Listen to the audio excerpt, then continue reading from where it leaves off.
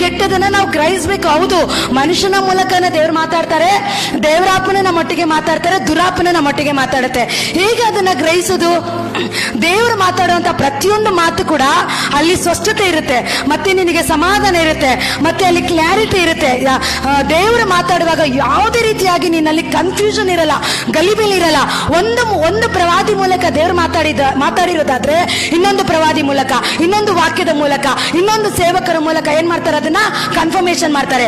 ಆದ್ರೆ ಮನುಷ್ಯನಿಂದ ಬರುವ ಮಾತು ಅದೇನಾದ್ರೂ ಮನುಷ್ಯರ ಮೂಲಕ ಅವ್ರು ಏನಾದ್ರೂ ಮಾತಾಡಿರೋದಾದ್ರೆ ನಿನ್ನಲ್ಲಿ ಗಲಿಬಿಲಿ ಉಂಟಾಗುತ್ತೆ, ಗೊಂದಲ ಉಂಟಾಗುತ್ತೆ, ಅಲ್ಲಿ ಯಾವುದೇ ರೀತಿ ಪೀಸ್ಫುಲ್ ಇರಲ್ಲ, ಸಮಾಧಾನ ಇರಲ್ಲ. ದುರಾಪನ ಮಾತಾಡೋದು ಯಾವ ರೀತಿ ಗೊತ್ತಾ? ಯಾವಾಗ ದುರಾಪನ ಮಾತಾಡ್ತಾನೋ ಅಲ್ಲಿ ನಿನ್ನೊಳಗಡೆ ಭಯ ಉಂಟಾಗುತ್ತೆ.